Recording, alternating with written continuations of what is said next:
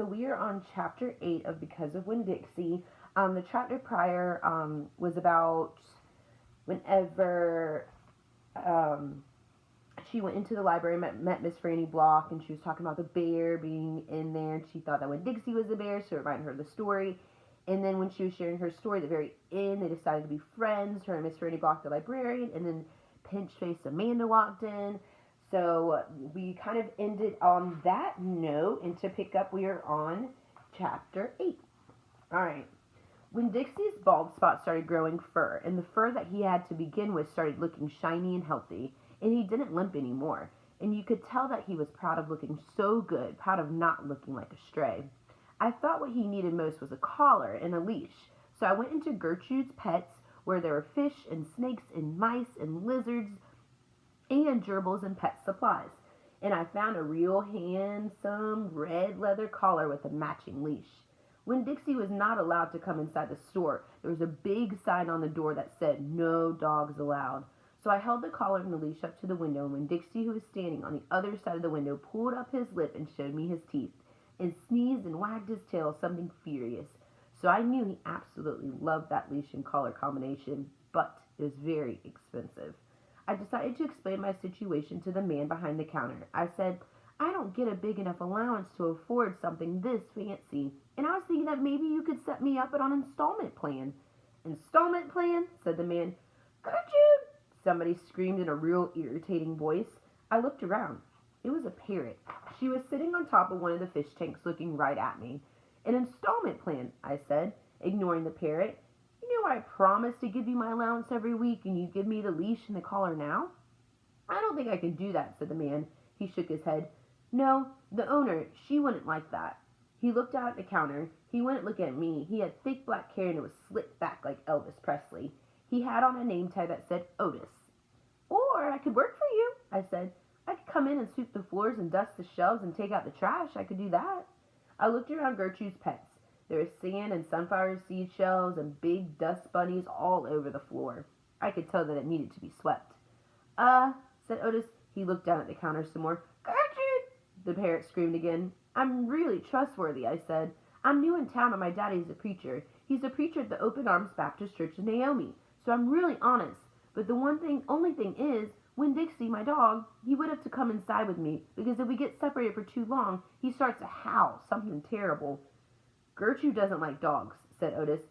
"Is she the owner?" I asked. No, he finally looked up. He pointed at the fish tank. "That, Gertrude. The parrot. I named her after the owner." "Gertrude's a pretty bird!" screamed Gertrude. "She might like Winn Dixie," I said to Otis. "Almost everybody does. Maybe he could come inside and meet her, and if the two of them get along, then I could have the job." "Maybe," Otis mumbled. He looked down at the counter again. So I went and opened the door, and when Dixie came trotting on inside the door, "Dog!" screamed Gertrude. "I know it," Otis told her, and then Gertrude got real quiet. She sat on the top of the fish tank and cocked her head from one side to the other, looking at Winn Dixie, and Winn Dixie stood and stared back at her. He didn't hardly move. He didn't wag his tail. He didn't smile. He didn't sneeze. He just stared at Gertrude, and she stared at him. And then she spread her wings out real far and landed on top of Winn Dixie's head. "Dog!" she croaked. Winn Dixie wagged his tail just a little tiny bit, and Otis said, "You can start on Monday." "Thank you," I told him. "You won't be sorry." On the way out of Gertrude's Pets, I said to Winn Dixie, "You are better at making friends than anybody I have ever known. I bet if my mama knew you, she would think you were the best dog ever." Winn Dixie was smiling up at me, and I was smiling down at him. And so neither one of us was looking where we were going, and we almost bumped into Sweetie Pie Thomas. She was standing there, sucking on her knuckle of her third finger, staring in the window of Gertrude's Pets. She took her finger out of her mouth and looked at me. Her eyes were all big and round. "Was that bird sitting on that dog's head?" she asked. She had her hair tied up in a ponytail with a pink ribbon. But it wasn't much of a ponytail. It was mostly ribbon and a few strands of hair. "Yes," I told her. "I seen it," she said. She nodded her head and put her knuckle back in her mouth. Then she took it out again real quick. "I seen that dog in church, too. He was catching a mouse. I want a dog just like it, but my mama won't let me get no dog. She says if I'm real good, I might get to buy me a goldfish or one of them gerbils. That's what she says. Can I pet your dog?" "Sure," I told her. Sweetie Pie stroked Winn-Dixie's head so long and serious that his eyes drooped half closed and drool came out the side of his mouth.